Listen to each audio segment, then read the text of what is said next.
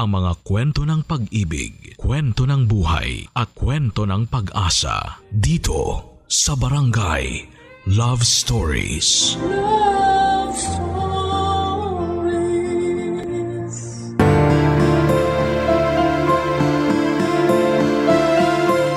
Ang bawat pagsubok na dumarating sa ating buhay ay parang pagbubuhat ng bakal sa gym. Mabigat pero kailangang harapin kung gusto natin ng pagbabago. Sipag, tiyaga at pananampalataya sa sarili ang kailangan para mahubog ang tagumpay na ating inaasahan. Ikaw kabarangay, kasama rin ba sa New Year's resolution mo ang pagpunta sa gym?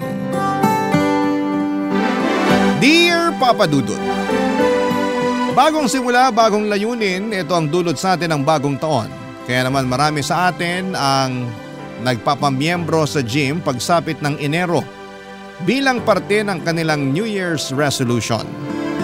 Taon-taon ay puno ang mga gym na mga taong gustong pagandahin ang hubog ng kanilang katawan. Alam ko ito, Papa Dudut, dahil isa po akong gym rat o taong madalas na magpunta sa gym para mag-exercise. Ako nga po pala si Maron, 27 years old na nakatira sa Diliman, Quezon City. Bahay, trabaho at gym na ang naging routine ko sa loob ng mahigit 2 taon. Mula sa dati kong timbang na 55 kilos ay tumatakbo na ngayon hanggang 72 kilos ang bigat ko. Dahil sa pagbubuhat sa gym at pagkain ng tamang protina. Kung ikukumpara ang itsura ko noon sa ngayon ay di hamak na nag-glow up ako dahil natutunan ko ng mahalin at alagaan ang sarili ko. Noon kasi, Papa Dudut, ay wala po akong pakialam sa itsura ko. Bago pa man ako natutong mag-gym ay hindi ako marunong mag-ayos. Hindi ako naglalagay ng kung ano sa buhok ko, hindi ako gumagamit ng mga sabong pampaputi at hindi rin ako namimili ng damit na isusuot. Para sa akin noon, hindi ko na kailangang magpagwapo pa dahil may love life naman ako. Hindi ko na kailangang magpa-impress sa mga kababaihan dahil maaga kong nakakilala ng babaeng magmamahal sa akin. Nagkaroon po ako ng long-term girlfriend na itago na lang natin sa pangalang Lyra. 7 years ko siyang naging girlfriend, Papa Dudut.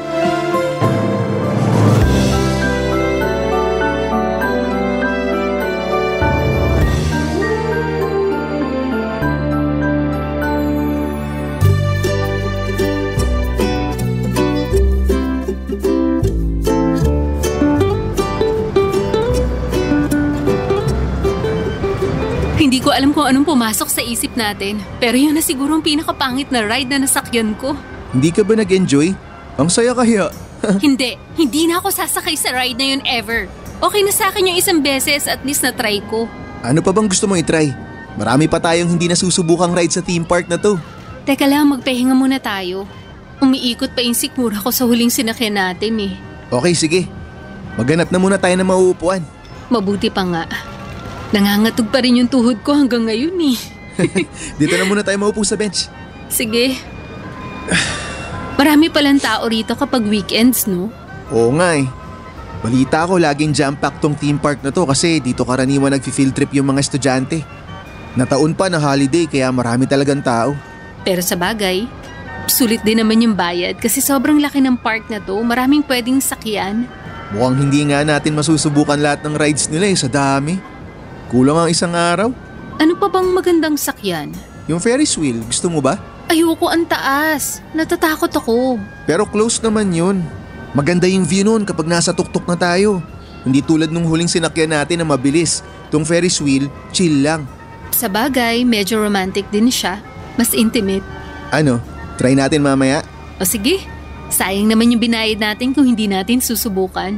Di pa nga natin nalilibot yung kabilang side ng theme park na to eh. Oo nga, tapos malapit ng dumilim. Feeling ko kailangan uli natin mag-set ng date dito sa susunod. Pwede rin naman. Pero marami pa akong gustong puntahan kasama ka eh. Alam mo ba na may bucket list ako ng mga lugar na plano kong puntahan para sa date nating dalawa? Talaga? Oo. Nung sinagot mo ako, yun yung una kong ginawa. Nililista ko kaya lahat ng mga importanteng date natin. Di ba lagi ako nag-aaya na mag-selfie tayo? Totoo, ang hilig mong kumuha ng picture. Piniprint ko kasi yun tapos nilalagay ko sa journal. Talaga ba? Ang sweet naman. Memories yun na ayokong makalimutan. Kasi marami pa tayong alaala na bubuuin. Baka makalimutan ko yung iba kaya nagpiprint ako para kapag namimiss kita, babalikan ko yung mga picture na yun. Sentimental ka pala talaga? Oo. Mana raw ako sa tatay ko. Biruin mo, mula nung ipanganak hanggang unang hakbang ko nung baby ako, nakalista lahat yun sa notebook. Ganun na ganun daw ako ngayon, sabi ng nanay ko. Pero ang cute. Nakakakilig isipin para sa isang lalaki na nag-i-effort sila na maglista ng mga bagay na importante para sa kanila. Feeling ko tuloy napaka-importante ko sa buhay mo. Siyempre naman, isa ka sa mga importanteng tao sa buhay ko. Oo, ikaw rin. Importante ka rin sa buhay ko. So, ano pala yung lugar na gusto mong puntahan kasama ako? Marami. For example, yung National Museum. Gusto kong bisitahin yun kasama ka. Uy, hindi pa ako nakapunta doon. Puntahan natin yun sa susunod. Tsaka gusto ko ring ipasyal ka sa windmill, sa Pagudpod. Saan naman yun? Sa Ilocos Norte yun. Nakapunta na ako doon nung bata pa lang ako. Pero baka malayuan ka Kaya pwede rin naman yung doon na lang sa Rizal para malapit lang. May windmill din sa Rizal? Oo, meron. Nakapunta na rin kami doon last time. Kung gusto mo naman ng medyo adventurous, mag-hiking tayo sa Mount Pulag o mag-trekking sa Sagada. Grabe, ang dami mo palang inihandang dates ha? E di ilang anniversary na yon kung sakali. Kulang pa nga yun Nasa 10 pa lang ata yung nalilista kong lugar. 10 lang? Dagdagan mo pa, gawin mong 50. Tingin mo ba aabot tayo ng ganong katagal na panahong magkasama? Oo naman no. Kung gusto, gagawa natin ng paraan yan. Tama, gawa natin ng paraan. 50 years? Madali lang yun. Lolo't lola ko nga, 75 years nang magkasama Di ba nga? O ano, tara na? Next ride na tayo? O sige, tara!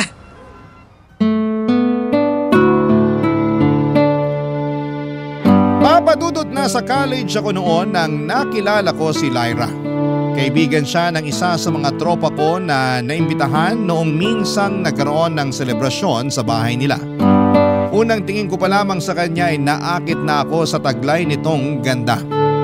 Morena siya, papadudot, mahabang buhok at matangos ang ilong. Medyo suplada ang datingan pero kapag nagsalita ay napaka-sweet ng boses niya. Noong una ay nahiya pa akong makipagkaibigan sa kanya. Medyo mahiyain kasi ako noon at ang tanging nagawa ko lang noon ay ang magnakaw ng tingin sa kanya. Lumipas ang ilang araw ay muli ko siyang nakita sa isang school event. Nagkaroon ng food stall sa school noon bilang parte ng foundation day ng paaralan namin.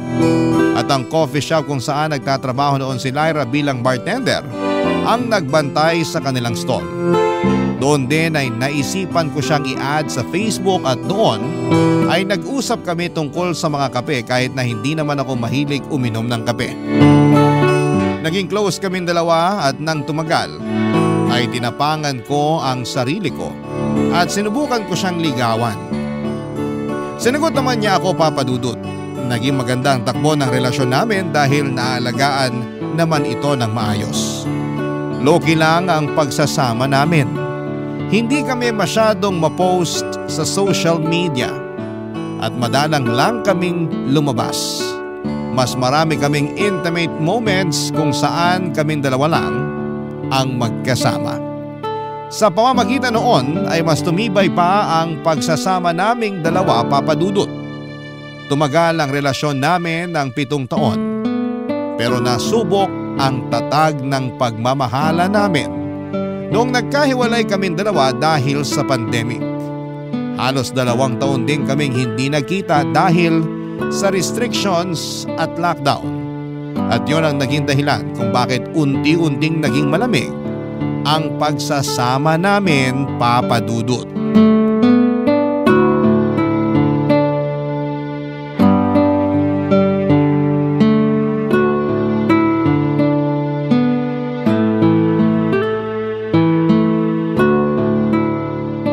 Tao po! Lyra? Tao po!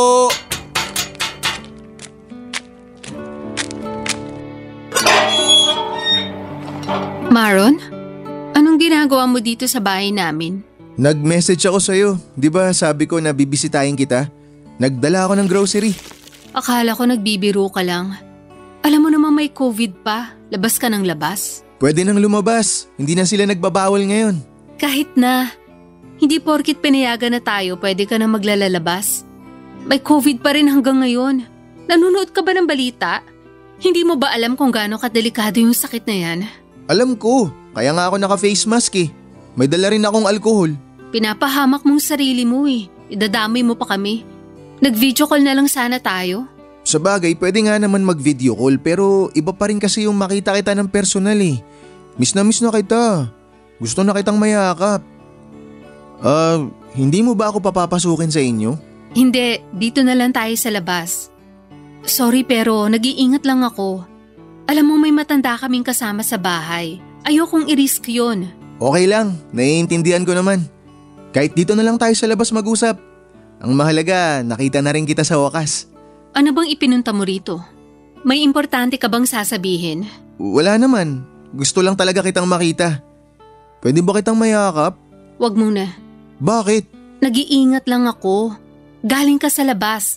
Hindi natin sure kung may nakuha ka bang virus habang nagbabiyahe ka papunta rito. Pasensya ka na talaga. Ayos lang. Mas maganda rin naman talaga yung maingat. Ayoko rin naman na ako yung magdala ng COVID sa bahay nyo. Heto pala yung groceries na binili ko para sa inyo. Kunin mo na. Salamat. Hindi ka na sana nag-abala pa. May nagdadala naman sa amin ng grocery eh. Marami na kasi tayong na-miss na celebration eh, kaya kahit ito na lang sana yung pambawi ko sa'yo. Maron, nitong nagdaang taon, marami akong kinaharap na problema na hanggang ngayon hindi ko pa nasusolusyonan. Kung masaya ka sa ganitong pagbabago ngayon, ako hindi pa. Anong ibig mong sabihin? Anong problema yung sinasabi mo? Hindi mo na kailangan malaman yun. Personal na problema yun at wala ka na ron. Pero boyfriend mo ako. Dapat alam ko kung ano yung mga pinagdadaanan mo. Baka sakaling makatulong ako. Wala ka maitutulong sa pinagdadaanan ko ngayon. Maniwala ka sa akin. Ikaw ang dapat na magtiwala sa akin. Malay mo naman, may magawa ako para sa... Wala. Ngayon pa nga lang, nakakadagdag ka na ng problema ko eh. Ha? Paanong nakakadagdag? Lumalabas ka habang may COVID pa rin. Paano tayo makakasiguro na wala kang virus? Paano kung meron? Tapos nahawa mo ko, mahahawaan ko pa ang pamilya ko? Dagdag problema na naman? Mababa na yung kaso ng COVID ngayon. Kaya nga na-lift na yung ibang restrictions eh. Hindi naman ako bobo para ipahamak kayo. Hindi ako pupunta rito kung alam kong may virus ako. Hindi yun ang point ko. Ang gusto kong sabihin, masyado na ako maraming kinakaharap ngayon at hindi ko na kaya kung dadagdag ka pa. Sinasabi mo ba na pati ako pinoproblema mo? Hindi yun ang gusto kong sabihin. Pero ayoko lang na makadagdag ka pa sa mga isipin ko. Kaya kong sarili ko kaya wag mo akong alalahanin. Ang gusto ko lang naman makita ka eh. Bawal ba yun? Masama ba na pagkatapos ng mahabang panahon gusto kitang makita tsaka mahawakan? Hindi mo ko naiintindihan eh. Ipaliwanag mo kasi sa akin para maintindihan kita. Maron, gusto ko magpahinga na muna tayo mula sa isa't isa. Ha? Paanong magpahinga? Pwede bang cool off muna tayo? Cool off? Gusto mo makipaghiwalay sa akin? Hindi, cool off lang. Ang ibig sabihin nun, magpapahinga lang muna tayo sa isa't isa, hindi tayo maghihiwalay. Ano? Hindi kita magets. Bibigyan lang natin ang isa't isa ng panahon para magpalamig, para magpahinga mula sa bawat isa. Walang usap, walang meet up, walang kung ano. Ha? Pero bakit? Please Maron, kailangan ko to ngayon. Sigurado ka ba na hindi ka nakikipaghiwalay sa akin? Oo naman, hindi tayo maghihiwalay. Humihingi lang ako ng konting oras para mabawasan to mga nasa isipan ko. Hindi pa ba sapat yung 2 taon na hindi tayo nagkita? Hindi nga tayo nagkikita pero araw-araw naman tayo nag-uusap, di ba? Itong hinihingi ko, katahimikan mula sa isa't isa. Kaya mo bang ibigay sa akin yun? Ay, sige. Kung yan ang gusto mo, pagbibigyan kita. Pero hanggang kailan? Hanggang sa maliwanagan ako. Okay. Kung yan ang gusto mong mangyari, sige gawin natin. Pagbibigyan kita. Salamat. Papa Dudut, hindi ko alam kung bakit bigla na lang nawala ng gana sa akin si Lyra. Sa tagal ng panahong hindi kami nagkita, sa halip na ma-excite, na sa wakas ay magkakasama na ulit kami. pagkatapos ng mahabang panahon ay iba ang naging reaksyon nito. Para bang hindi niya gusto akong makita. Pero wala akong magagawa kung gusto niyang magpahinga mula sa akin. Masakit man pero bilang boyfriend ay ibinigay ko ang gusto ni Lyra na pahinga. Kalaunan ay nalaman ko rin ang dahilan kung bakit gusto munang mapag-isa ni Lyra. Nasa kalagitnaan na pala ng hiwalayan ang mga magulang nito. Hindi ko alam kung bakit mas pinili niyang ilihim ito mula sa akin pero ginawa ko na lang ang lahat para masuportahan siya sa mabigat niyang pinagdadaanan. Buwan ang lumipas ay unti-unti nang bumalik sa normal ang lahat. Nagsimula nang magbukas sa mga kainan at pasyalan. Lumalabas ang mga tao para mamasyal at magtrabaho pero ang relasyon namin ni Lyra ay nanatili pa ring nakatigil.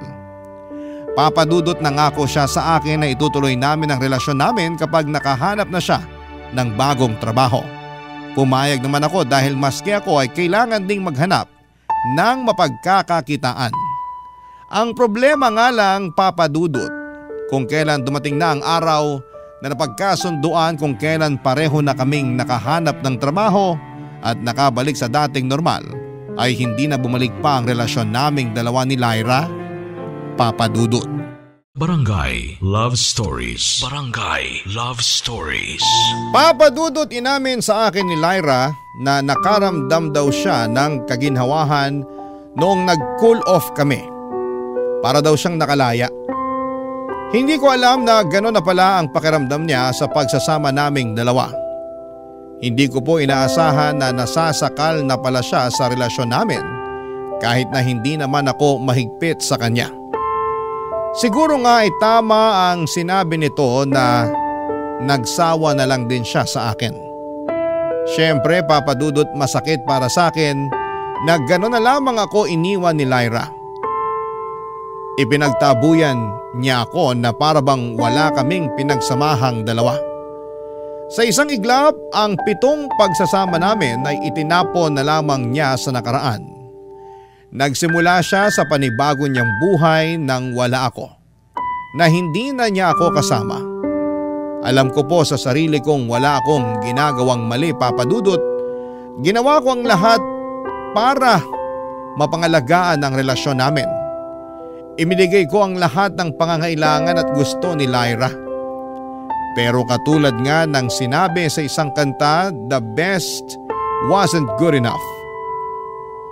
Siguro dahil sa huli ay iniwan pa rin ako ni Lyra. Makalipas ang isang buwan ay nabalitaan ko na lamang na meron ng bagong boyfriend si Lyra. Para po akong sinaksak sa puso noong nalaman ko ang balitang yon. 7 taong kaming nagsama pero ganon kabilis lamang niya akong pinalitan. Para akong aso na naghabol kay Lyra noon at awang-awa ako sa sarili ko habang hinahanap ang kasagutan kung bakit napakabilis niya na pinalitan ako, Papadudot.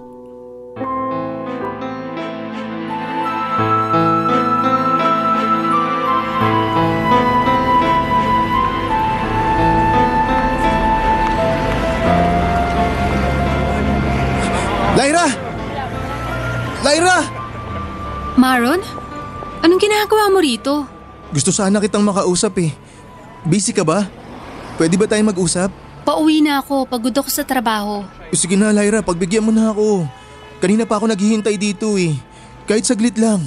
I-message mo na lang ako. Pagod talaga ako ngayon. Wala na akong lakas para makipag-usap sa'yo. Gusto ko na magpahinga. Kahit naman i-message kita, hindi mo binabasa yung mga message ko sa'yo eh. Tinatawagan din kita pero hindi mo naman sinasagot. Lyra, please. Kausapin mo naman ako kahit sandali lang. Ano pa bang kailangan nating pag-usapan? Tapos na tayo, di ba? Gusto ko lang malaman kung bakit. Kung paano nangyari to sa atin. Nasabi ko na sa'yo yan lahat noon. Oo, sinabi mo sa text. Pero gusto kong marinig sa'yo mismo yung rason. Gusto ko na sa'yo mismo manggaling yung totoo. Gusto kong sabihin mo sa harapan ko na hindi mo na ako mahal. Hindi na kita mahal, Maron. Kung ano man yung meron tayo noon, kung ano man yung mga bagay na naramdaman ko para sa'yo noon, wala na yun ngayon. Wala na akong pagmamahal na nararamdaman para sa'yo. Pero bakit? May rason ba? Hindi ko alam. Walang rason.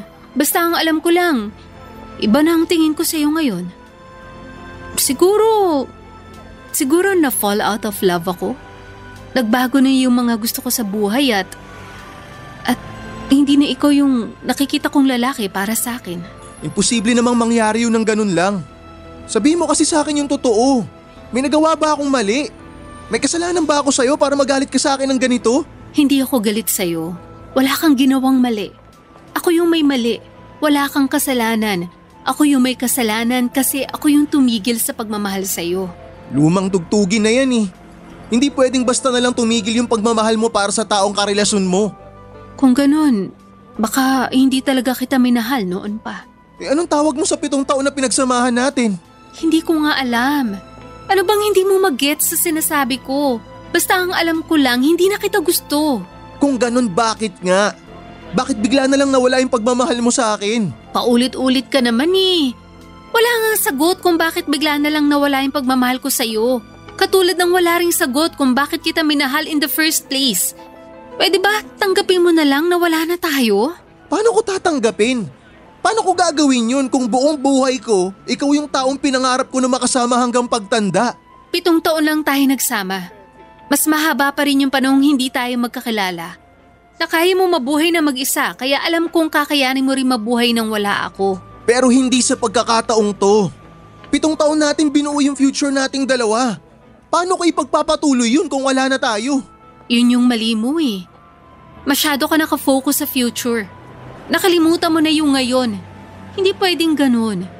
Maron, hindi natin hawak ang bukas. Kaya wag kang dumepende sa hinaharap. Sinasabi mo ba na sa 7 taong pinagsamahan natin, hindi mo nakita na makakasama mo ako habang buhay? Minsan na rin sumagi yun sa isip ko pero noon yun. Araw-araw nagbabago tayo. Marami tayong natututunan at sa pamamagitan nun, lumalawak ang isip natin. Ako rin naman, natututo, nagbabago.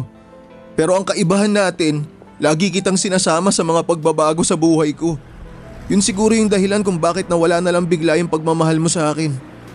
Hindi ako ganun kaimportante sa buhay mo, sa puntong handa mo akong iwan anong oras mo man gusto. Sorry kung hindi ko napantayan yung pagmamahal na binigay mo sa akin. Hindi ako katulad mo. Wala na ba talaga? Wala nang chance na magbago pa yung isip mo, Lyra? Sorry pero wala na talaga eh. Kahit ipilit ko pa, naubos na yung pagmamahal ko para sa'yo. Wala nang spark, wala nang excitement, wala na yung dati. Hanggang dito na lang ba tayo? Dito na ba talaga matatapos yung kwento nating dalawa? I'm sorry. Sobrang hirap pala kapag nalaman mong wala ka nang magagawa pa para maibalik ang taong minsan ding nagpasaya sa'yo. Ayaw na talaga akong balikan noon ni Lyra dahil may bago na siya. At kahit na anong panalangin at pagpupumilit pa ang gawin ko ay hindi na talaga kami magkakabalikan pa. Dahil sa nangyari ay unti-unti akong nag-self-destruct. Nawalan ako ng focus sa trabaho na dahilan kung bakit kamuntikan na akong matanggal sa trabaho. Nawalan ako ng gana sa mga bagay-bagay. Ang mga paborito kong ginagawa noon ay hindi ko na magawa dahil bawat isa nito ay may kalakip na alaala ni Lyra. Katulad na lamang tuwing naglalaro ako ng basketball, lagi niya akong pinapanood noon sa mga laro ko. Tumigil na rin ako sa panonood ng mga pelikula dahil siya ang lagi kong kasakasama sa pagmo-movie marathon. Sa mga sumunod na buwan ay napabayaan ko ang sarili ko. Minsan nakakaligtaan kong kumain dahil kahit gutom ay wala akong lakas para bumangon at kumain. Hindi rin ako lumalabas ng kwarto dahil hindi ko namamalaya ng oras. May mga araw na hindi rin ako nakakaligo. Para bang nawasak ang mundo ko noong nawala si Lyra at hindi ko na alam kung papaano ko ito bubuuin. Hanggang sa isang araw ay nagkaroon ng birthday party sa bahay dahil kaarawan ng tatay ko. Nagkaroon ng kaunting handaan at inuman sa bahay at pinilit ako ng mga kaibigan ni tatay na sumama sa inuman. Pinagbigyan ko sila. And for the first time noong nalasing ako, ay nagkaroon ako ng pagkakataon para ilabas ang lahat ng mga saloobin ko sa taong hindi ko kakilala, Papa Dudut.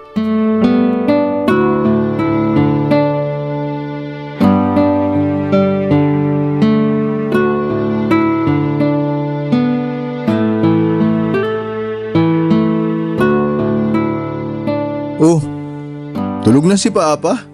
Oo nga eh. Pati nga isa, nagpaalam lang na iihi pero hindi na bumalik. Oo nga no, hindi na bumalik yung isang kasama natin ah. Ganun talaga yun. Kunwari iihi pero hindi na babalik. Matagal niya ng diskarte yun tuwing inuman para makatakas. Pa, gising, marami pa tayong iinumin. Kaaya-aya kayo ng inuman, malalasing din naman pala kayo agad. Hayaan mo na, pagod lang siguro. Siya ba naman nagluto lahat ng handa kanina eh. Ay, boring nyo naman kainuman. Tinutulugan nyo ako. Nandito pa naman ako ah. Sasaluhan kita kung gusto mo pang uminom. Oo, gusto ko pa. Pabusin na natin to. Ginusto nyo to eh. Huwag ka mag-alala. Hindi kita tatakasan. Hindi rin kita tutulugan. Kung gusto mo uminom, inom ka lang dyan. Kahit umagahin pa tayo rito. Hindi ka ba hanapin ang asawa mo? Baka mamaya sugurin tayo dito nun ha. Wala na akong asawa. Bakit naman? Ba't wala kang asawa? Anong nangyari? Iniwan ka niya? Mahabang kwento. Basta ang mahalaga, wala na akong asawang magbabawal sa aking uminom. Buti ka pa. Tumatawa-tawa na lang na wala na yung asawa mo samantalang ako. Hanggang ngayon, di ko pa rin matanggap na wala na kami ng girlfriend ko. Nabanggit nga yan sa akin ng tatay mo. Kaya nga kita pinatawag sa kanya para mag-inom eh. Sabi niya kasi sa akin, ilang araw ka na nagmumukmok. Kinakabahan na nga yung tatay mo para sa'yo. Kaya naisip ko na baka gusto mo mag-inom. Ganun naman yung mga kabataan ngayon eh. Kapag may pinagdadaanan, alak ang takbuhan. Ayoko nga sana eh, pero dahil birthday ni Papa, pumayag ako. Kamusta naman? Nakatulong naman ba yung pag-inom? Hindi. Masakit pa rin eh. Sabi nila, alkohol ang sagot sa sugatang puso pero hindi naman tumatalab. Hindi naman kasi alak ang sagot, kundi yung kung ano ang kaya mong gawin kapag nakainom ka na. Ano ba dapat kong gawin? Magkwento ka. Ilabas mo lahat ng nilalaman ng puso mo. Kung galit ka, magalit ka. Kung malungkot ka, umiyak ka. Makikinig ako. Hindi naman ako pala kwento eh. Kaya ka nahihirapan eh, kasi ayaw mo magkwento. Sige na, hindi naman tayo magkakilala eh. Mas maganda magkwento sa taong hindi mo kilala. Ano bang pangalan nitong girlfriend mo? Ex-girlfriend. Ay, pasensya na. Ex-girlfriend pala. Anong pangalan ng ex mo? Lyra. Ba't naman kayo naghiwalay? Ayaw na raw niya sa akin eh. Di na raw niya ako mahal. Pwede ba mangyari yun? 7 taong kayong magkasama tapos isang araw, di ka na niya mahal bigla. Pwede naman. Unpredictable yung ugalit isip ng mga tao eh. Pwedeng mahal ka niya ngayon, bukas hindi na. Pwedeng hindi ka niya gusto ngayon, pero pagkalipas ng 1 taon, gusto ka niya na ulit. Araw-araw, nag-iibang pagtingin natin sa isang tao. Nasa iyo na lang kung anong pagtingin ang kaya mong panindigan. Hindi ka siguro na panindigan ni Lyra kaya yun. Hindi niya na itinuloy yung pagmamahal niya sa'yo. Pero bakit naman di niya ako kayang panindigan? Araw-araw ko naman siyang pinipili. Bakit ako kaya ko? Kasi mas matimbang yung pagmamahal mo sa kanya kaysa pagmamahal niya sa'yo. Di ba nga? Sa timbangan, kung mas mabigat yung kabila, naiiwan sa baba yung isa. Tapos yung kabila naman, tumataas. Ganun siguro yung pagsasama nyo. Tumaas siya ng tumaas hanggang sa naiwan ka na lang sa baba. Dapat kasi, pantay lang yung pagmamahal nyo sa isa't isa para walang napag-iiwanan. So, kasalanan ko kung bakit nawala yung pagmamahal sa akin ni Lyra. Hindi mo kasalanan yun. Sadyang hindi lang talaga siya nag-effort na pabigatin yung side niya para pumantay sa'yo. Desisyon niya na yun. Ay, ang hirap naman ng ganito. Alam mo kung paano mo ulit siya mapapantayan? Paano? Bawasan mo yung bigat mo para pumantay ka ulit sa kanya. Bawasan ko yung pagmamahal ko sa kanya? Oo. Kaya siya nasa tuktok at ikaw nasa baba kasi ikaw na lang yung nagmamahal. Alisin mo yung pagmamahal mo sa kanya at papantay ulit siya sa'yo.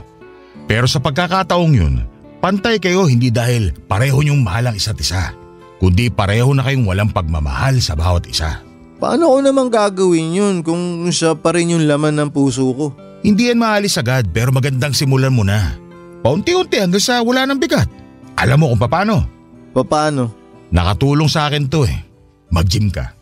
Gym? Oo, subukan mo lang. Wala namang mawawala eh. Magkakamuscle ka pa. Papa Dudut, kung hindi ko pa tinanong kung ano ang edad ni Jet ay hindi ko akalaing 45 years old na pala siya. Mukha siyang kaidarang ko lamang at nagulat nga ako noong una ko siyang nakita dahil hindi ko inaasahang merong kaibigan si tatay na bata. Yun pala ay hindi pala nagkakalayo ang edad nila. Magandang pangangatawan ni Jet. Hindi siya mataba pero malaki ang katawan nito dahil batak ng muscle ang bawat parte nito. 3 araw nga ang lumipas bago ako nag-decide na lumabas ng bahay at sundin ang advice sa akin ni Jet na mag-gym.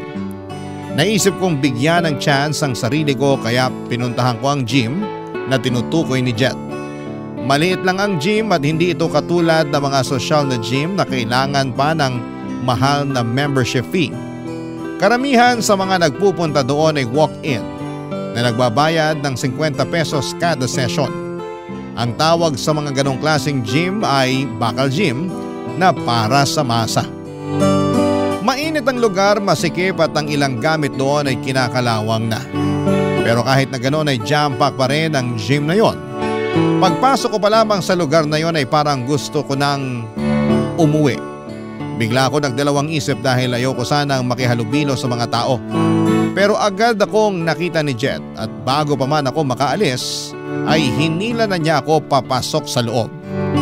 First time ko mag-gym noong araw na yon, Papa Dudut. Si Jet ang nagsilbi kong coach. Tinuruan niya ako kung papaano gamitin ang mga equipment at kung ano-anong klaseng workout ang dapat kong gawin. Doon na nga po nagsimula ang tinatawag kong post-breakup fitness motivation. Nang sa ganon ay makalimutan ko na si Lyra ng tuluyan, Papa Dudut. Barangay Love Stories. Barangay Love Stories. Papa Dudut, totoo nga ang mga sinabi ni Jet sa akin na malaki ang naitutulong ng pagbubuhat ng bakal para mailabas ko ang mga hinanakit ko sa buhay.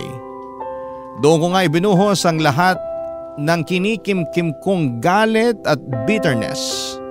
Kaya naman kinabukasan ay parang binugbog ang katawan ko. Hirap ako makagalaw dahil masakit pa ang mga muscles ko. Hirap na hirap akong mag-alis ng t-shirt ko noon dahil bawat galaw ko ay nananakit ang katawan ko. Ilang araw akong nagpahinga pagkatapos noon hanggang sa mabilis din akong nawala ng ganang bumalik sa gym. Napagtanto ko kasi ng mga time na yon na panandalian lang din pala ang pagkalimot na mararamdaman ko kahit na mag-gym pa ako. Saka ko lang nakakalimutan si Lyra kapag nagbubuhat ako dahil yon lang ang tanging lugar na wala kaming alaala sa isa't isa. Pero pagkabalik ko sa bahay, mabilis ding bumabalik ang sakit. Para tuloy wala ring silbi ang ginagawa ko dahil nag-gym lang naman ako para sana makapag-move on.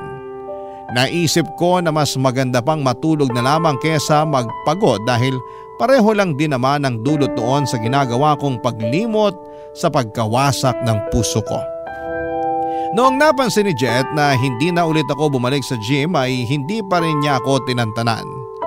Pinilit pa rin niya ako mag-gym kahit na ilang beses na akong umayaw, Papa Dudut. Sa pangungulit nito ay pinuntahan pa niya ako sa bahay para hikayating mag-workout muli, Papa Dudut.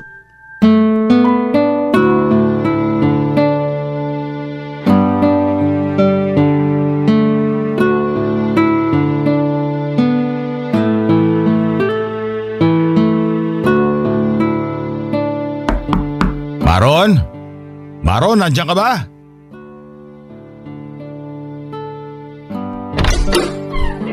Oh, Jet! Bakit? Wala si Papa ngayon, nasa trabaho siya. Hindi siya ipinunta ko rito. Ikaw. Ako?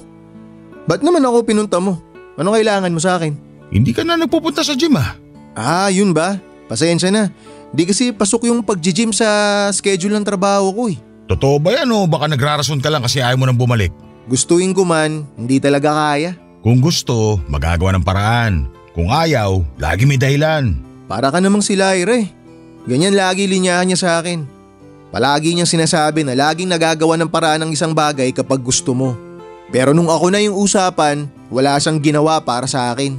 Hanggang ngayon ba, hindi ka pa rin nakakalimot sa nangyari? Mahirap kalimutan yung 7 taon. Kaya nga sinasabi kong mag-gym ka. Makakatulong yan para makalimot. Sa panong paraan naman? Nag-gym na ako ng 1 beses. Hindi ko naman siya nakalimutan eh. Hindi naman kasi agad-agad mangyayari yun. Kapag nasugatan ka ba, ginamot mo lang na 1 beses, maghihilom na kagad yung sugat. Hindi naman, hindi ba? Kailangan paulit-ulit mo yung gamutin hanggang sa gumaling. Pwede ba sa susunod na lang? Ngayon na. Hanggat pinapatagal mo, mas lalong tatagal yung ginagawa mong pag-move on. Sige ka. Busy ako ngayon eh. Ano naman pinagkakaabalahan mo ngayon? May ano ako, basta meron Wala kang ginagawa. Wala ka sa trabaho ngayon kaya ibig sabihin, free ka ngayon. Halika na, samahan mo ako sa gym. Bakit ba pinipilit mo akong mag-gym? Ayoko na nga bumalik doon. Gusto lang kitang tulungan makalimot. Bakit naman? Di naman tayo close ah. Anak ka ng kaibigan ko kaya gusto kitang tulungan. Isa pa, nakikita ko kasi sa'yo yung sarili ko noon eh. Talaga? Paano mo naman nasabi? Di ba? Nabanggit ko sa'yo noon na wala na akong asawa. Oo, nabanggit mo nga nung nagiinuman tayo. Nawala siya sa akin dahil kagagawan ko mismo. Ano ba kasing nangyari? Namatayan ako ng mag-ina ilang taon na nakakalipas. Nakasakay kaming 3 sa motor. Pauwi kami galing birthday party. Aminado ako, medyo may tama ako noon kahit pinagbawalan ako ng asawa ko uminom. Masyado ako nagtiwala sa sarili ko. Mayabang ako eh. Kaya nagpumilit ako mag-drive ng motor saka yung mag-ina ko. Nag-drive ka ng lasing? Oo, ganun na nga. Tapos, malamig yung panahon nun eh. Inantok ako hanggang sa nawalan ako ng kontrol. Sumalpo kami sa nakaparadang van. Nakikita mo ba tong sugat ko sa braso ko? Natahiyan, 15 stitches. O tapos anong nangyari sa mag-ina mo? Dead on arrival yung anak ko. 8 years old lang siya nun. Lah, yung misis mo? Nakaligtas siya. Critical man pero lumaban siya ng ilang linggo sa ospital hanggang sa nagkaroon siya ng komplikasyon. Nakoma to siya tapos ayun, binawian din ang buhay. Sorry, di ko alam. Akala ko iniwan ka lang din ng asawa mo noon eh. Nakita ko sa iyo yung sarili ko noong mga panahong hindi ko rin matanggap na wala na ang mag-ina ko. Gumuho yung mundo ko eh. Sinisi ko yung sarili ko. Naisip ko na saka lang ako makakabawi sa kanila kapag pinahirapan ko rin ang sarili ko. Anong ginawa mo? Wala. Literal na wala. Hindi ako kumain, hindi ako bumangon sa kama, hindi ako naligo, wala akong kinausap na tao. Araw-araw kong pinapanalangin na sana mamatay na rin ako. Kasi hindi ko na kaya nun yung konsensya sa puso ko eh. Paano mo naman nalampasan lahat ng yun? Sa tulong ng mga kaibigan ko. Hindi nila ako pinabayaan lalo na ang tatay mo. Tapos naisip ko mag-gym. Yun ang ginamit ko para maalis sa isip ko yung nangyari. Yung galit ko, itinapon ko lahat sa pagbubuhat hanggang sa unti-unting nabawasan yung sakit na nararamdaman ko. Ngayon ba? Okay ka na? Hindi na ako katulad ng dati. Nakikita mo naman, maayos na akong tingnan ngayon, hindi ba? Ikaw nga nagsabi na hindi halata ang edad ko. Ano sa tingin mo? Ay, okay sige. Pagbibigyan kita. Babalik ako sa gym. Yan! Yan ang gusto ko. Halika na. Tara na bago pa magbago yung isip mo. Teka, ngayon na? Pwede bang bukas na lang? Ngayon na. Magbihis ka na. Sige, teka, magpapalit lang ako. O sige, antayin kita rito ha.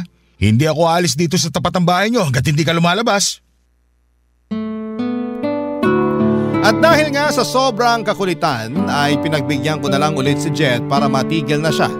At isa yon sa mga pinakamagandang desisyon na ginawa ko.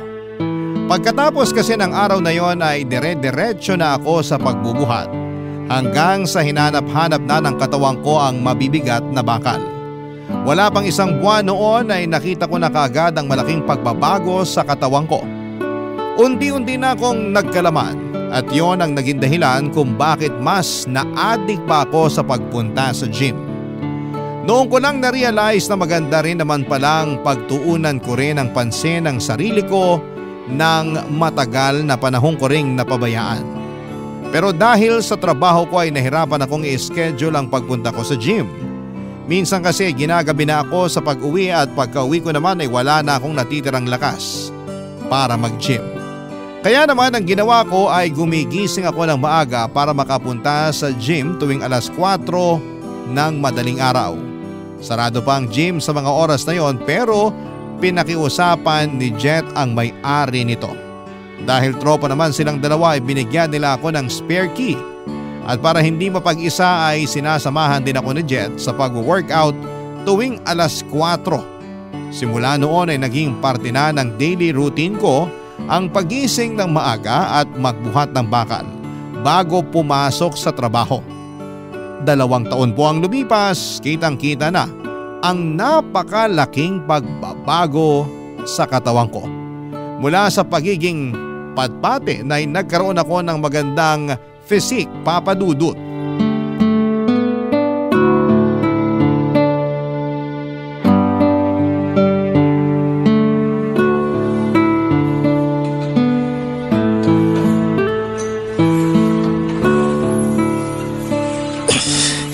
Lapag ko nga muna rito. Talagang tinalo mo na ako sa pagbubuhat ha? Mas malakas ka na kaysa sa akin. Tumatanda ka na kasi kaya humihina ka na. Kaya nga eh. Yun din siguro yung rason kung bakit hindi na ako makapalag sa mga mas mabibigat na timbang. Pero sa totoo lang, mas maganda pa rin yung katawan mo kaysa sa akin eh. Mas marami akong experience kaysa sayo eh. Pero maganda na rin naman yung sayo. Batak na batak na. Dati nga hindi ako mahilig magsuot ng sando pero ngayon, halos yun na lang araw-araw suot ko. Mas mainam naman. Bukod sa presko, na ipagmamayabang mo pa yung mga muscle mo. Itong mga pinaghihirapan natin sa gym, dapat ipinapakita, hindi tinatago. Nakakataas din pala ng confidence kung ganito, no? Oo naman. Pansin mo na ba yung pagkakaiba kung paano ka itrato ng mga tao kumpara noon? Sobra. Eto hindi sa pagmamayabang ha. Dati walang pumapansin sa akin, pero ngayon may napapalingon na rin. Ganun talaga kapag natuto ka ng alagaan ng sarili mo. Tsaka nakakapagbigay din pala to ng peace of mind, no? Hindi lang katawan mo gaganda sa pag-gym, gaganda rin pati mental health mo. Kasabay kasi ng pag-improve ng katawan mo, nag-i-improve din ang pananaw mo sa buhay. Ibig sabihin nun, may growth ka bilang tao. Kaya iba na yung Maron noon sa Maron ngayon. Talagang ibang-iba na. Maraming bagay ako natutunan at na-realize nitong nagdaang 2 taon. Ang tanong ko naman ngayon, kumusta na ang puso mo? Nakalimot na ba sa masasamang alaala ng nakaraan? Oo, magaling na. Wala nang sugat. Fresh na fresh. Pantay na ba yung timbangan? Wala na mas lamang. Magka-level na ulit kayo ni Lyra. Pantay na pantay na. Pareho na naming hindi mahal ang isa't isa. Mabuti yan. Proud ako sa'yo na sa wakas, nalampasan mo na yung madilim na parte ng buhay mo. At dahil sa tulong mo yun, kung di mo ako pinilit mag-gym noon, wala ako sa kinatatayuan ko ngayon. Salamat ha. Nakakahiya nga kasi hindi pa ako nakakabawi sa'yo. Hindi ko pa matuloy-tuloy yung painom na naipangako ko sa'yo. Wala yun. Huwag mo na isipin yun. Saka mo na lang ako painumin kapag hindi ka na busy. Ang mahalaga nakatulong ako. Kahit papano, parang natulungan ko na rin yung sarili ko dahil sa'yo. Anong ibig mo sabihin? Natulungan mo yung sarili mo sa paanong paraan naman? Wala. Huwag mo nang isipin yun. Masyado ka yatang madrama ngayong araw ah. Ano nakain mo? Katulad nga ng sinabi ko, proud lang ako sa'yo. At least tapos na yung trabaho ko. Alam mo naguguluhan talaga ako sa mga pinagsasabi mo. Huwag mo na akong isipin. Tuloy mo na yung set mo. Mamaya na muna. Pahinga lang ako sandali. Ikaw, di ka ba magbubuhat ngayon? Magbihis ka na para makahabol ka sa akin. Pass mo na ako ngayon. Hindi mo na ako mag-workout ngayong araw. Dumaan lang talaga ako rito para i-check ka. Tsaka para makapagpaalam na rin. Magpaalam? Bakit? Saan ka pupunta? Uuwi muna ako sa probinsya namin. Dadalawin ko yung mga kamag-anak ko doon, tsaka mga kamag-anak na rin ng asawa ko. Pareho pala kayo ng probinsya ng asawa mo? Oo. Doon kami nagkakilala tapos dito na kami sa Maynila bumuo ng pamilya. Ilang araw ka naman magtatagal doon? Hindi ko alam eh. Depende, basta balitaan na lang kita. Okay, sige. O paano yan? Di liliban ka muna sa pag-gym. May gym naman doon. Doon na lang ako magbubuhat. Oo nga naman. Hindi ko naisip yun ha. Sure nga. Kung ganun, kita-kits na lang. Kita-kits. Pagbalik ko, dapat mas mabigat na ibang binubuhat mo ha. Chill lang. Kadadagdag ko lang ng reps ko eh. Saka na ako magdadagdag ng timbang kapag di na ako nahihirapan sa 8 reps. O sige, ikaw bahala. O paano yan? Mauna na ako. O sige, mag-iingat ka. Dala mo ako ng pasalubong pag uwi mo ha. Oo naman. Ikaw pa ba? Papadudot lumipas ang ilang linggo ay hindi na muling bumalik pa sa gym si Jet. Sinubukan ko siyang kontakin para kumustahin pero hindi siya nag-reply sa mga tawag at chat ko. Naisip ko na baka busy lamang siya sa buhay kaya binigyan ko pa siya ng ilang araw. At sa mga sumunod na araw ay mag-isa na lamang ako noon sa gym kada alas 4 ng umaga. Parang ako na nga lang ang nagbubukas ng gym dahil pagkatapos ko ay dire-diretso na rin ang pasok ng iba pang mga gagamit nito. Pagkalipas ng ilang pang linggo ay nagsimula na akong magtaka sa kawalan ng paramdam ni Jet. Maging ang tatay ko ay walang makuhang update noon mula sa kanya. Pinuntahan ko siya sa inuupahan niyang bahay pero nalaman ko na lamang na hindi na pala siya nakatira doon. Naghihintay ako sa pagbabalik ni Jet hanggang sa isang araw habang tahimik akong nagbibilang ng reps ko. Sa gym ay biglang bumukas ang pinto nito at pumasok si Jet. Initian ko siya mula sa salamin na nasa harapan ko at nagsaludo naman siya sa akin pagbalik. Dahil nasa kalagitnaan ako ng workout ay hindi ko muna siya nagawang lapitan. Tinapos ko ang set ko saka ko ibinaba ang buhat-buhat kong barbell. Noong pupuntahan ko na sana si Jet ay nalito ako dahil wala namang tao sa gym. Mag-isa lamang ako at wala si Jet. Lumabas pa ako ng gym para hanapin siya pero hindi ko siya nakita. Tinawagan ko siya sa number niya pero sa halip na si Jet ang sumagot ng tawag ay ang kapatid nito ang nakausap ko.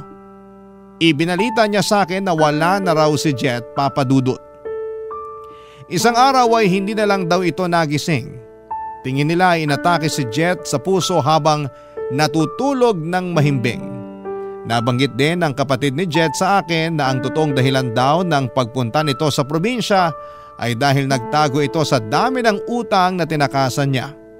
Ang kwento pa sa akin ay nagpatong-patong daw ang utang ni Jet dahil sa naging gastusin nila sa ospital noong naaksidente ang mag-ina niya. Sa cellphone ni Jet ay nabasa nila na marami ng mga nagbabanta sa buhay niya dahil sa laki ng utang nito sa kung sino-sino. Yun daw marahil ang pinakadahilan kung bakit naging sobrang balisa ni Jet ilang araw bago ito pumanaw. Doon ko lang napagtanto na noong mga panahong tinutulungan ako ni Jet na bumangon ay may sarili din pala siyang pinagdadaanan. Nakakalungkot dahil wala man lang akong nagawa para matulungan siya. Ganon pa man, habang buhay kong tatanawin na utang na loob ang pagtulong na ginawa niya sa akin para maghilom ang sugat ko sa puso ko kahit na ako mismo ay hindi ko siya nagawang tulungan. Hanggang dito na lamang po ang sulat ko, Papa Dudut. Maraming salamat po at napili po ninyong ibahagi ang kwento ng buhay ko at sana ay marami akong na-inspire sa kwento ko. Ang inyong forever kapuso at kabarangay, Maron.